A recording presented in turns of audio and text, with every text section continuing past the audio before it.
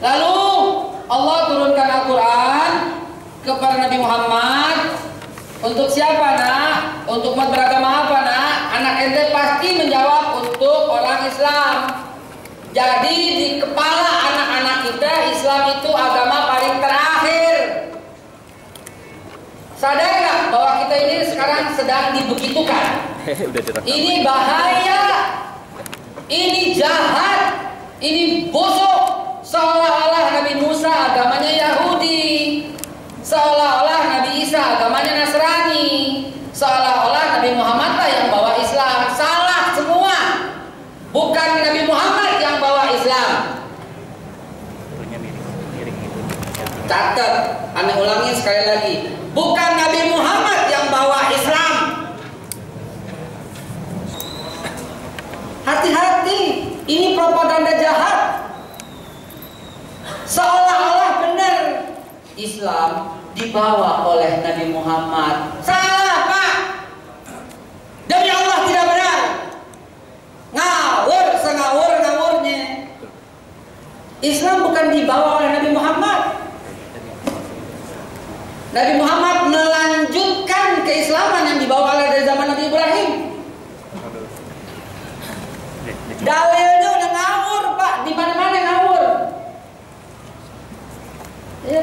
Seolah-olah Nabi Musa dapat Taurat untuk umat Yahudi. Ini di pelajaran SD. Anak-anak kita jadi beracun pikirannya. Seolah-olah Nabi Isa bawa Injil untuk umat Nasrani. Ngawur Pak, demi Allah ngawur. Seolah-olah terakhir baru Nabi Muhammad bawa Al-Quran untuk orang Islam. Inilah konsep agama samawi yang tidak ada dimanapun kecuali di Indonesia saja. Agama samawi, samawati dari langit. Berarti tiga agama ini dari langit. Berarti dari Tuhan. Berarti dari Allah. Berarti Yahudi dari Allah, gitu. Nasrani dari Allah, gitu. Islam dari Allah juga, begitu? Hancur Pak akidah anak kita Pak. Maka itu mari kita bongkar sejarahnya. Lihat, baru satu ayat udah gugur pendapat busuk itu, pendapat jahat itu udah gugur. Am taquluna inna Ibrahim wa Ismail wa Ishaq wa Yaqub wa asbat kanu nasara. Apakah kau mengira, kata Allah. Allah bertanya nih. Am taquluna itu bahasa Betawinya apa lu kira? Gitu. Apa lu kira? Apakah kalian mengatakan Ibrahim, Ismail, Ishak, Yakub dan seluruh anak cucu itu Hudan, Yahudi atau Nasara? Kagak Pak, kagak, demi Allah kagak. Ibrahim bukan Yahudi. Maka surat Ali Imran 67. Maka tidaklah Ibrahim Yahudian wala Nasraniyan. Tidaklah Ibrahim itu dan seluruh anak cucunya tentunya Yahudi dan Nasrani, tidak. Walakin hana hanifah muslimah. Akan tapi Ibrahim itu adalah orang yang Islam, tegas bahasanya Pak, Muslim. Jangan diterjemahkan lagi yang lain. Kenapa Allah menyebutkan Ibrahim? Nah ini tanda tanya. Masih ada waktu nggak? Masih ada. Kenapa Allah sebut Ibrahim? Karena Ibrahim sangat dihormati oleh semuanya. Dan Allah sendiri yang mengatakan inni ja'iluka linnasi imaman. Al-Baqarah 36. Sungguhnya aku, kata Allah, akan menjadikan kau Ibrahim ini linnasi, bagi seluruh manusia, imaman, pemimpin, penghulu. Itu sebabnya Ibrahim sangat dihormati oleh Yahudi dengan menyebut mereka bapak kami Santo Afram. Yahudi itu bagi orang Nasrani, Santo bagi orang Yahudi ya Pak. Ibrahim bagi orang beragama Yahudi itu sangat dihormati. Namanya Afram. Afram itu bagi orang Yahudi. Bagi Nasrani pun sangat menghormati. Namanya bapak kami Abraham. Apa? Abraham. bagi Islam juga sangat menghormati Ibrahim. Bagi orang Betawi, Baim.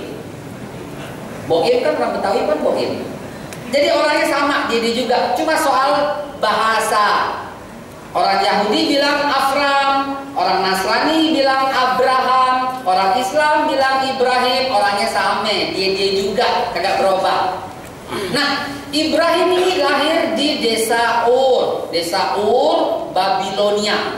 Ini di desa Ur. Ini Saudi Arabia, di atasnya lagi sedikit. Nah, di sini desa Ur, Babilonia. Lahir tahun 1978 sebelum Masehi. Ibrahim lahir di desa Ur, Babilonia 1978 sebelum Masehi. Tokoh yang sangat hebat, top markotop, dan menuhankan bulan sebagai Tuhannya. Hadza Rabbi, kata Ibrahim, ini Tuhan saya. Ternyata bulan malam-malam doang adanya, siang nggak ada. Lah, ini bukan Tuhan. Siang tahu-tahu matahari nongol. Wah, hadza Rabbi, hadza akbar, kata Ibrahim. Ini Tuhan saya. Ini lebih besar daripada bulan. Siang hari hilang lagi. Lah, hilang mulu. Bintang aja deh, bintang. Bukan, nggak banyak begini. Ibrahim termenung lalu berkata, Inna sholati wa nusuki wa mahyaya wa mamati lillahi rabbil alamin la syarika lahu wa bidzalika umirtu wa ana awwalul muslimin. Maka Allah katakan, ente jadikan kali nasi imaman, aku jadikan kau pemimpin dari semua manusia, kata Allah. Itu sebabnya sampai gini hari sholat kita wajib sebut nama Nabi Ibrahim. Kalau enggak sah sembahyang kita. Benar? Benar? Allahumma sholli ala Muhammad wa ala ali Muhammad kama shallaita ala Ibrahim wa ala ali Ibrahim. Sebut keluarganya juga. Kenapa? Karena Ibrahim memiliki dua anak yang top markotop. Anak pertama Ismail, anak kedua Ishak. Dari Ismail lahir bangsa Arab, dari Ishak lahir bangsa Yahudi. Bangsa suku, bukan agama. Ibrahim lahir di desa Ur, Babilonia 1978. Lalu kemudian dia berjalan. Nah, dia 1978 dia berjalan. Nah, Abraham journey, dia berjalan. Dia berjalan terus sampai ke Haran. Di Haran ketemu Nabi Lut bin Haran. Haran itu saudara sama Azar. Azar itu bapaknya Ibrahim. Azar sama bapaknya Lut, Haran saudara. Jadi Lut ini keponakan Ibrahim.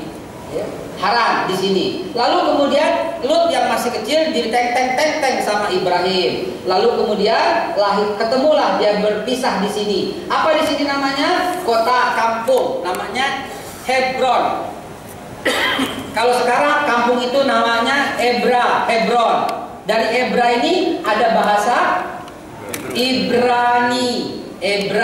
Ibrani. Nama kampungnya Hebron. Itulah tempat di mana Ibrahim berjumpa dengan yang mulia, yang cantik jelita, namanya Saroh atau Siti Sarah, atau kalau kata Nasrani Sarah, kata Yahudi Sarai. Orangnya sama, dia juga. Maka menikahlah Ibrahim dengan Siti Sarah dan memiliki anak. Udah belum memiliki anak. Sampai Ibrahim berjalan, berjumpalah di bawah sini dengan Raja Aqabah. Usianya 52 tahun waktu itu dan belum memiliki keturunan. Sampai Ibrahim usianya 80 tahun belum juga memiliki keturunan. Bahkan dia ditangkap oleh raja dan raja ingin membunuhnya dan mengambil Sarah. Namun Ibrahim cermat jeli, ketika ditanya siapa ini, Ibrahim berkata, ini adikku, nggak jadi dibunuh, tapi raja menikahi Sarah. Betul? Ini hadis Tirmizi. Ini hadis riwayat Sahih Tirmizi. Raja mengambil Sarah sebagai istri. Namun Allah melindungi Sarah.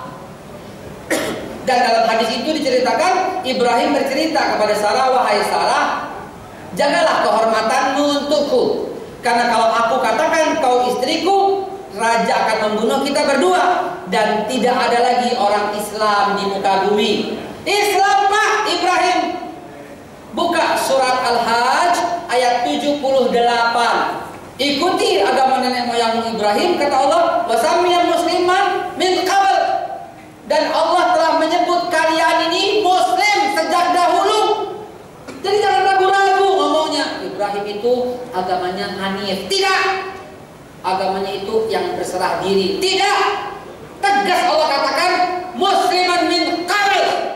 Kalian ini muslim sejak dahulu, sejak Ibrahim. Dan wasiat Allah kok, wa wasa biha Ibrahim, dan telah berwasiat Ibrahim wa banihi kepada anaknya, wa Yaqub dan kepada Yaqub. Apa wasiatnya? Innallaha astafa lakumuddin, Baqarah 32. Innallaha astafa lakumuddin fala tamutunna illa wa antum muslimun. Allah telah memilih kalian, bagi kalian ini agama, fala tamutunna illa wa antum muslimun, dan jangan kau mati melainkan dalam keadaan Islam. Jadi jangan ragu-ragu, Ibrahim itu adalah agamanya Islam. Bahkan Nabi Nuh, bahkan Nabi Hud, bahkan Nabi Adam, Idris, Nuh, Hud, Saleh, semuanya Islam. Baqarah 140. Enggak ada ragu-ragu, Pak. Semua Allah sebut wa nahnu lahu muslim. Ali Imran 67-68. Allah menyebutnya wa nahnu lahu muslim. Kami semua orang muslim. Jangan ragu-ragu. Wa may yabtaghi ghairal islami dinan. Lagi pula, Pak, yang namanya din pasti tunggal. Din dalam bahasa Arab itu din itu pasti tunggal. Kagak ada dalam Al-Qur'an disebut adyan. Artinya memang cuma satu dan tidak pernah ada agama dalam dunia ini. Enggak ada. Boleh sini orang yang berpendapat duduk di sini. Kita tutup Qur'annya, kita tutup hadisnya, tutup Injilnya, kita ngomong sejarah. Kita ngomong sejarah saja, Pak. Ensiklopedia Americana dan Ensiklopedia Britania dan puluhan kitab sejarah menceritakan hal yang sama. Ibrahim menikah dengan Sarah tahun, ente diundang nggak? Nggak diundang, jadi nggak tahu tahunnya. Nah, Ibrahim turunin aja 1978 dikurang 52, itulah pernikahannya. Lalu kemudian Ibrahim menikah kembali dengan Hajar. Bukan budak, tapi dia anak raja. Anak raja, ini sejarah busuk, Pak. Dia mengatakan Hajar itu budak. Kenapa? Karena dari Hajar lahirlah Nabi Ismail, lalu turun-temurunnya ke Nabi Muhammad. Jadi Nabi Muhammad keturunan budak. Ini busuk mulut ini. Hajar itu anak raja, Pak. Yang ngomong bukan ustaz, bukan kiai, bukan habaib, bukan ulama. Yang ngomong siapa? Sahabat Nabi Ibnu Abbas radhiyallahu anhu. Lawan Ibnu Abbas. Ibnu Abbas yang bercerita ini dalam hadis cerita riwayat yang panjang sekali bahwa Hajar itu adalah anak raja. Anak raja yang dihadiahkan kepada Abraham. Karena Abraham, raja taunya Abraham ini adik kakak sama Sarah. Jadi dianggap ipar. Ada anaknya raja tuh dikawin, mantu, dikawinin nama Ibrahim. Maka Ibrahim sekarang punya dua, satu Hajar kata kita, Hagar kata Nasrani, Hagai kata Yahudi, orangnya sama, dia juga. Nah, maka itu lahirlah Nabi Ismail 1892 sebelum Masehi. Lalu kemudian baru dapat lagi Ishak 1879 sebelum Masehi, 1879. 100 tahun setelah Ibrahim. 100 tahun setelah Ibrahim menjadi umur. Ya, 1978 Ibrahim lahir, 1878 Ishak lahir. 1892 Ismail lahir. Itulah. Nah, dari Ismail lahirlah bangsa Arab. Ada padahal gue lupa main ginian sampai. Nah, 1892 ya, 1891. 1892 artinya direvisi. Ya, selisih setahun jamak lah ya. Nih, Pak. Ya, ini dia. Mari kita lihat. Ibrahim lahir di desa Ur, Babilonia.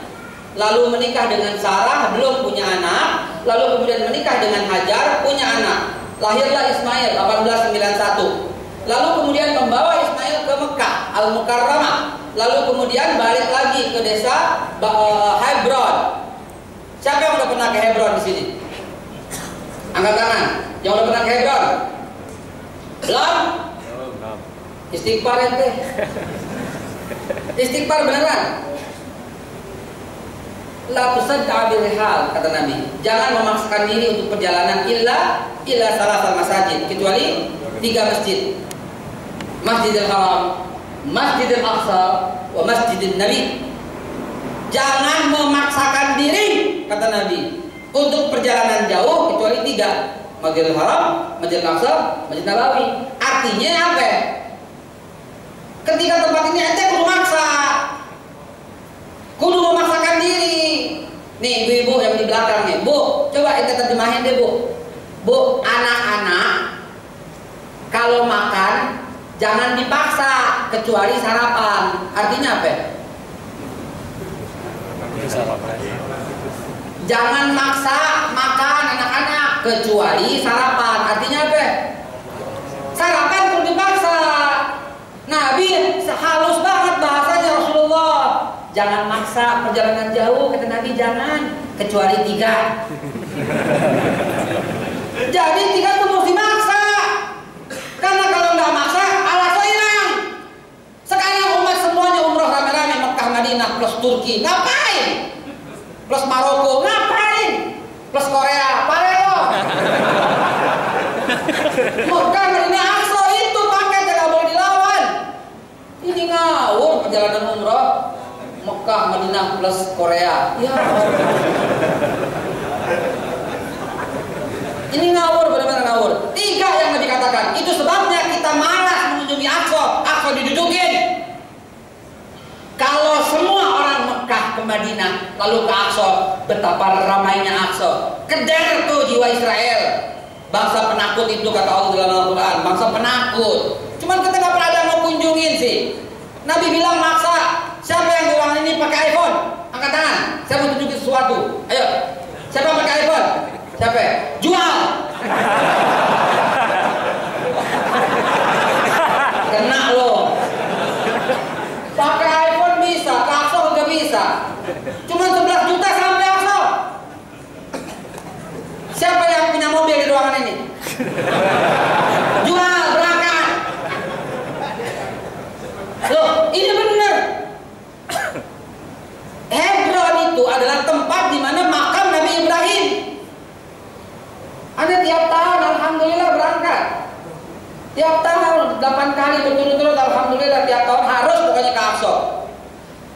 Pengennya setahun 2 kali 3 kali gitu loh. Cuman jamaah kesian, banyak jadwal yang nggak kita penuhin. Tahun ini berangkat lagi bulan November tanggal 9 insyaallah. Berangkat bareng gitu.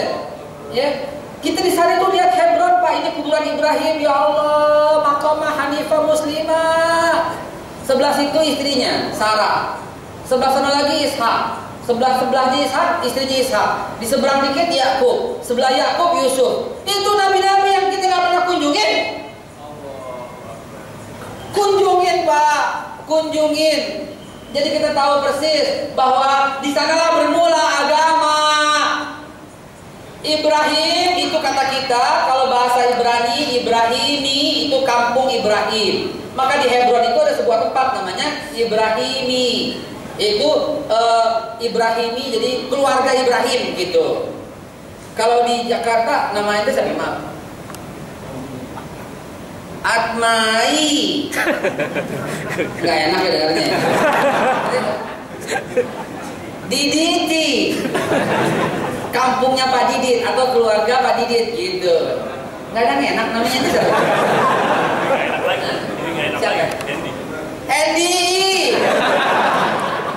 Udahlah, nama gua aja dah, Haikal. Haikali keluarga Haikal atau lokasi itu milik Pak Haikal. Nah di situ ada tempat namanya Ibrahimi. Kunjungin biar kita paham tauhid. Tidak pernah Allah turunkan Yahudi demi Allah. Tidak pernah Allah turunkan Nasrani demi Allah. Dalilnya jelas, Pak. Kenapa ragu-ragu ngomongnya? Dari Ishak lahir suku Yahudi, suku bukan agama. Dari Ismail lahir suku Arab, suku bukan agama. Baik Arab maupun Yahudi dahulu Muslim. Lihat dalilnya. Al-Baqarah 32. Awasau dia Ibrahim, telah berwasiat Ibrahim wa Yaqub Bani Ibrahim sama anaknya Ismail dan Ishak. Wa Yaqub dan juga Yaqub. Apa wasiatnya? Ya bunayya, wahai anak-anakku, innallaha astafa lakumuddin. Allah tunggu telah memilih ini agama bagi kalian. Fala tamutunna illa wa antum muslimun. Jangan kau mati melainkan dalam keadaan muslim. Loh, kenapa Allah sebut Yakub juga? Ya karena memang Yakub disebut bapak Yahudi. Yakub kata kita, Yakob kata Nasrani, Yakobus kata kata Yahudi, Yakobus, Yakob. Ishak kata kita, Iskak kata Nasrani, Isaac, Isaac kata Yahudi. Sama ini juga, Ismail kata kita, Ismail kata Nasrani, Samuel kata Yahudi. Sama ini juga. Ayo tutup ya Qurannya, bongkar sejarah. Semua sama. Allah sebut mereka semua muslim. Dan kemudian Yakub, dari Ishak lahir Yakub, betul? Yakub punya 12 anak. Anak pertama Ruben, anak kedua Simon, anak ketiga Levi. Dari Levi tahun 1420 sebelum Masehi lahir Nabi Musa alaihissalam. Anak keempat Yahuda atau Yahuda.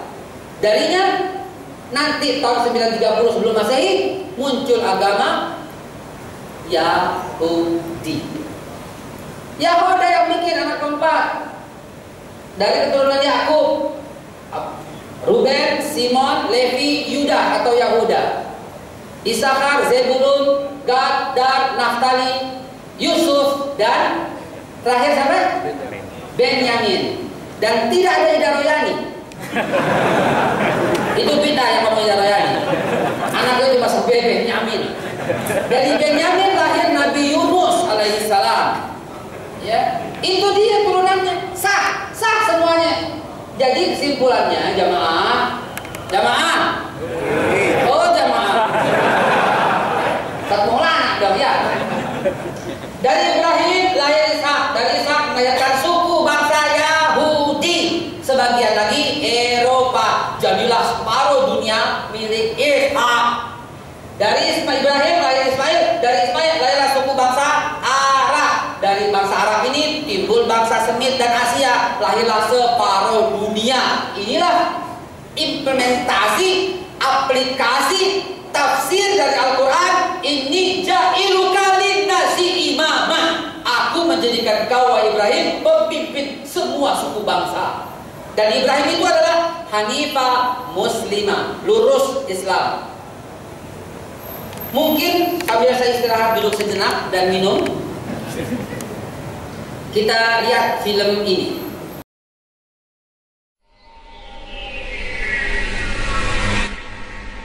There is a question, is the attitude of Islam to history. And in fact, what we find, the basic attitude is that all history is in fact an Islamic history. That means that all the major figures of history basically are Muslims. From Adam down to our own time. So if the Jews or the Christians are demanding something and basing it on the fact that there was a king called Solomon or a king called David or a prophet called Moses or Jesus, then of course what they are doing, they're saying something which is not true, or in fact they don't know that all these figures were basically Muslim figures. They were, in fact, since the creation of the world there is only one religion, and this is the religion of Islam. So if anybody says, look, there is a place which is connected with Solomon, and that's the place where the Temple of Solomon stood, a true Muslim would tell you, yes, absolutely right, but don't forget that Solomon was a Muslim. And David was a Muslim, and Abraham was a Muslim, and Isaac was a Muslim, and Jesus was a Muslim. And this is what I mean by the Islamization of history. And you can understand that through Islamization of history, you've got Islamization of geography. Anywhere which was connected with these people, or with these prophets, which were all Muslims, becomes a Muslim territory. And therefore, when Islam was not in that area before Muhammad came to it, but it should have been there. In that area, I mean in the Middle East or other parts outside the Middle East, which are now Muslim parts. Any place like this had to be freed, not to be conquered, had to be liberated. So Islam appeared in history in the time of Muhammad, or reappeared in history from their point of view, reappeared in history as a liberator. And therefore there is no Islamic occupation. If somebody occupied anything, it would be always somebody else, not the Muslims. So there is no Islamic occupation, there is only Islamic liberation. Rasul yang mimbar ismu Ahmad, falamma ja'u bil bayyinati qalu tasirul mubin, wa man azlamu mimman iftara 'ala Allahil kadziba wa huwa yud'a ilal Islam. Ente kaget deh, di rumah ente buka surat Shaf deh.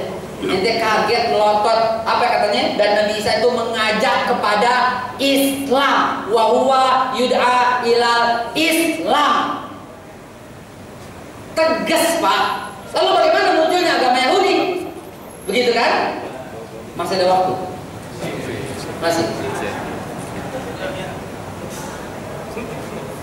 Mari kita bahas sedikit. Nabi Ibrahim punya anak namanya Ishak. Nabi Ishak punya anak namanya Yakub. Yakub 1829 sebelum Masehi. Nah, Yakub ini nama lainnya Israel. Yakub nama lainnya Israel. Kenapa? Karena Israel itu adalah julukan untuk Yakub. Dari bahasa Ibrani Isra. Isra itu nabi yang berjalan. Isra itu berjalan. Kan ente tahu Isra Mi'raj, betul? Nah, Nabi Yakub tuh nomaden, Pak. Hidupnya nggak tetap, istrinya 4. Istri pertama Bilha, Lea. Istri kedua Bilha. Istri ketiga Zilpa. Istri keempat Rahel. Dari Lea punya anak 6. Anak pertama Ruben, Simon, Levi, Yuda, Isakar, Zebulun. Ini dari istri pertama. Istri kedua Bilha, Gad, dan istri ketiga Zilpa, Naftali. Dan yang kelima, anak-anak ke-11 namanya siapa namanya? Yang ke-10 namanya siapa yang ke-10? Yamin. Yang ke-10 siapa namanya? Yusuf yang ke-11. Yang ke-12 Benyamin. Yang ke-10 Ida Royani. Nah, 12 anak Yakub inilah yang disebut anak-anak Israel. Karena Yakub alias Israel, nabi yang berjalan. Israeli, tanah milik Israel. Israel, nabi Yakub. Isra, nabi yang berjalan. Kalam, julukan Nabi Musa. Ruh, julukan Nabi Isa. Al-Khalil, julukan Nabi Ibrahim. Al-Amin, julukan Nabi Muhammad. Al-Israel, julukan Nabi Yakub. Bani Yakub, Bani Israel. 12 suku. 12 suku inilah melahirkan suku Yahudi. Belum jadi agama. Baqarah 32, Ibrahim mewasiatkan kepada anak-anaknya dari Yakub, berkata, "Hai anakku, sungguhnya Allah memilih bagikan janganlah kalian nanti berkata memeluk agama Islam." Jelas sekali Ibrahim dan seluruh anaknya Islam. Jelas sekali Yakub dan seluruh anaknya Islam. Ayo lawan deh Al-Quran. Bilang deh, oh itu Yahudi. Bilang. Jamaah sekalian, jadi, oh ini ada gue lupa tuh. Gue lupa deh. Ya, keseriusan jadi lupa. Ya, baik, ini waktunya mepet. Kita bahas sampai yang dulu ya, Nasrani dalam kehidupan berikutnya. Nah, inilah yang disebut 12 suku. Jamaah, oh jamaah.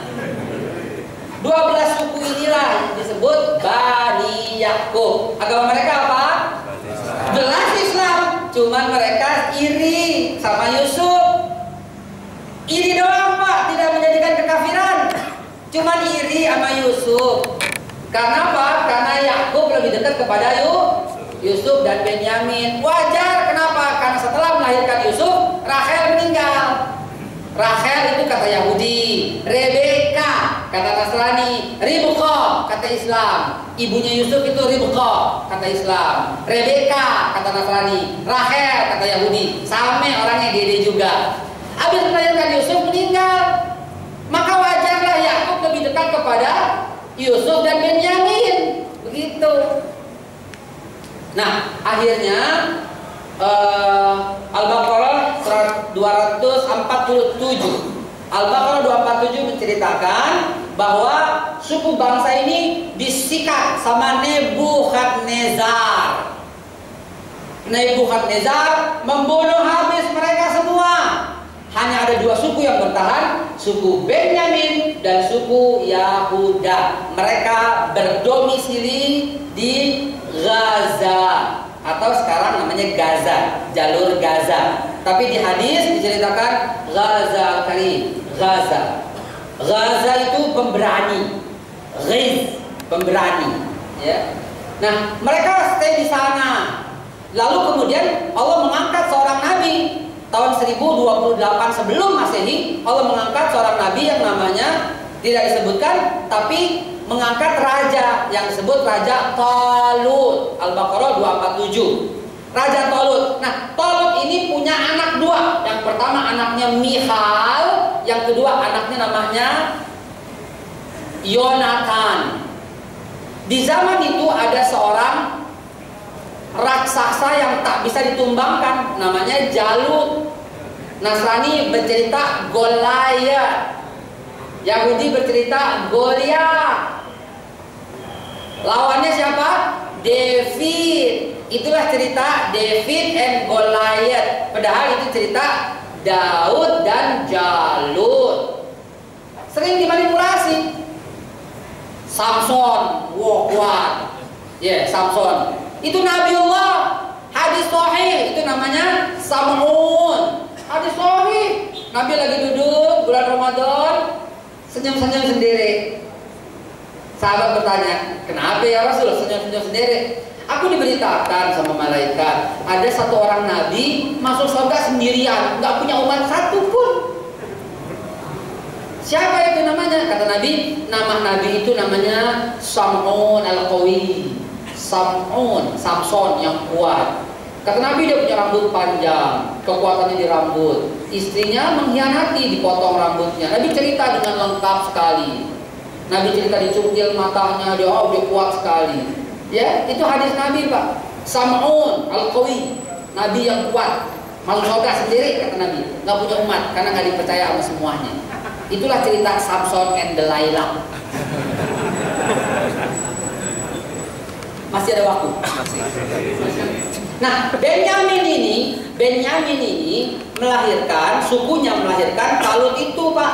Talut, Saul, kalau kata Yahudi Saul atau Talut. Di zaman itu ada seorang yang kuat sekali namanya David. 1024 sebelum Masehi dan 1010 sebelum Masehi, Daud jadi raja menggantikan Talut. Siapa Daud? Mantunya, karena anak Talut yang bernama Michal dinikah oleh Daud. Sebelum istrinya menjadi banyak.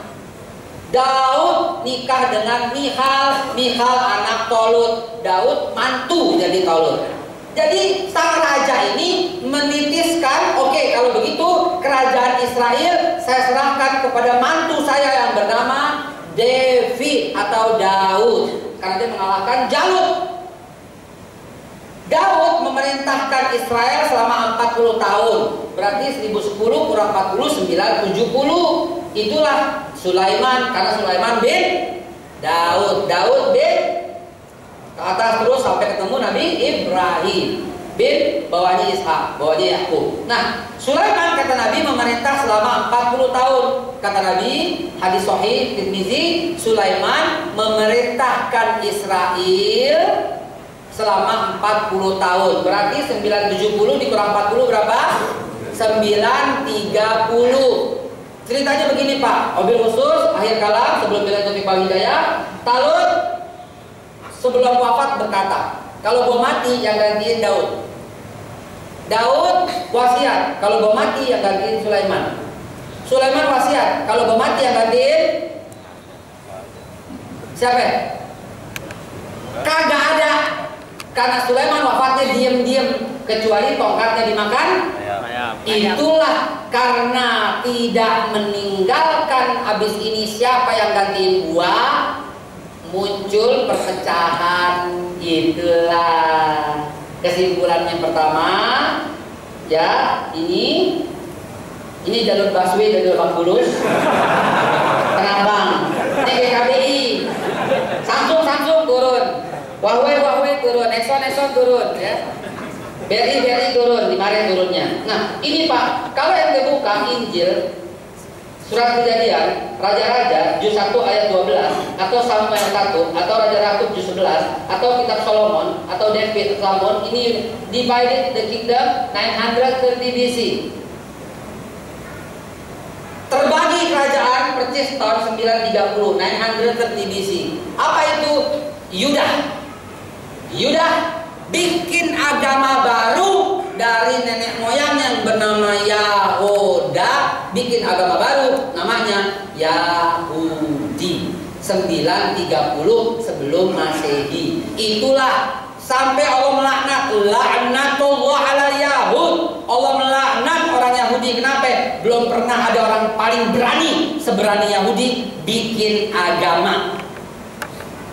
Ente yang berkata Yahudi dari Tuhan, Samawi, itu fitnahnya nggak tanggung-tanggung. Yang Allah difitnah, gile bener ya. Ente yang berkata Nasrani dari Tuhan nggak tanggung-tanggung, itu memfitnah Allah. Padahal Nasrani dibikin tahun 325. Siapa yang bikin? Raja Konstantinus. Di mana bikinnya? Di Konsili Nisea. Sama siapa yang penasehatnya? Paulus. Atau usulan siapa? Usulan emaknya Ratu Helena. Tahun berapa? Tahun 325. Jelas semua sejarahnya. Di jam 1 insya Allah kita ketemu lagi ya. Masih sampai Yahudi ya. Nanti kita bahas sampai Nasrani. Kita bengong kan betapa Quran meneranjangi bahwa bukan Nabi Isa yang lahir di Bethlehem, bukan di musim itu. Allah telanjangi benar-benar. Insya Allah kita akan bahas sampai kelahiran agama-agama. Semua agama pasti ada yang bawa kecuali Islam. Yahudi ada yang bawa Yahoda tahunnya 930. Letaknya di mana? Di Hebron. Ada yang bawa sekarang Israel Palestina. Nasrani ada yang bawa, siapa namanya? Raja Konstantinus. Tahun berapa? 325 ada. Nah, Protestan ada yang bawa tahun 411. Bahkan Syiah ada yang bikin. Kapan dibikin? 870. Di mana dibikinnya? Di Iran. Ada semua. Semua agama ada yang bawa kecuali Islam. Tidak pernah ada yang bawa. Nabi Muhammad bukan. Nabi Muhammad bukan membawa Islam. Nabi Muhammad melanjutkan Islam yang dibawa oleh Nabi Adam, Idris, Nuh, Hud, Saleh, Ibrahim, Lut, Ismail, Ishak, Yakub, Ayub, Syuaib, Zulkifli, Daud, Musa, Zakaria, Yahya, Isa. Muhammad SAW tidak pernah membawa agama baru, tapi itu agama yang memang diturunkan oleh Allah Subhanahu wa taala. Itu sebabnya Allah pasti jamak, tunggal. Tidak pernah ada kata-kata Allah dalam bentuk jamak. Pasti tunggal. Din dalam Al-Quran pasti tunggal. Tidak akan pernah ditemukan dalam Al-Quran kata-kata adian, agama-agama. Kagak bakal. Bukan dalam Al-Quran. Setiap Allah menyebut agama pasti bentuknya tunggal. Kenapa? Karena memang cuma satu. Inna din indal din, alif lam da ya nun, tunggal. Lakum dinukum, tunggal. Al-yawma akmaltu lakum dinakum, tunggal. Inna Allah astagfirullah din, tunggal. Semua tunggal. Tidak akan ditemukan dalam Al-Quran adian, agama-agama. Tidak. Jadi yang lain dibikin atas dasar kesepakatan. Assalamualaikum warahmatullahi wabarakatuh. Ustaz Haikal, mungkin singkat aja Ustaz, mau tahu terkait dengan, mungkin nanti dijelasin kali ya agama-agama yang lain, tapi terkait asal usul Hindu dan Buddha gitu. Soalnya kalau dengar ceramahnya Ustaz Zakir Naik ya, beliau sangat fasih menjelaskan kitab-kitab Hindu yang menjelaskan tentang Nabi Muhammad gitu. Ya. Oh, jelas sekali. Ya. Siddhartha Buddha Gautama lahir tahun 642 sebelum Masehi. Siddhartha Buddha Gautama nama aslinya dalam bahasa Sanskerta Indonesia namanya Kifla itu bahasa Sanskerta artinya yang sabar. Kifla itu Kifla itu coba itu tulis kifla dalam bahasa Arab. Kifla. Kaf, lam, kifla. Kaf, fa, lam. Yang memiliki kesabaran bahasa Arabnya apa? Zu al-kifl. Zulkifli. Siddhartha Buddha Gautama itu Nabi Zulkifli. Nanti kita bahas. Brahma Wisnu Siwa itu Nabi Brahma. Wisnu Nabi semuanya Nabi. Mana ada agama Islam penyelewengan terhadap Islam yang pertama memunculkan agama Yahudi.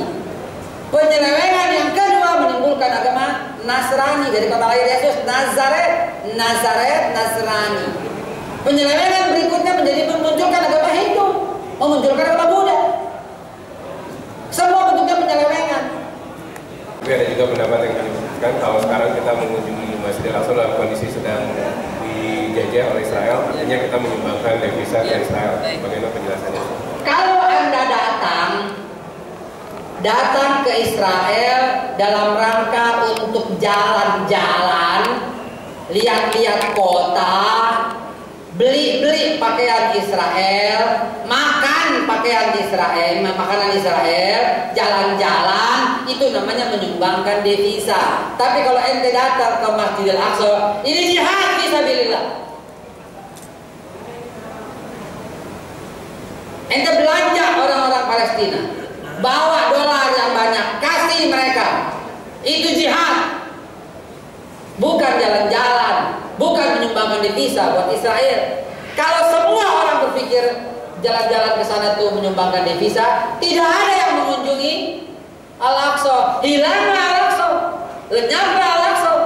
Tetapi kalau semua orang yang Mekah, Madinah plus Aqsa kemudian, betapa ramainya Aqsa, seramai Mekah dan Madinah. Kalau ente datang ke Aqsa, ngelus dada kita. Kenapa? Karena ada bocor, ada rusak, ada galian. Kenapa ada galian? Karena Israel berani. Kenapa berani? Karena kita nggak berkunjung, berangkat, jual ke handphone, jual ke motor, jual ke mobil, berangkat ke Aqsa. Karena ini wasiat Nabi.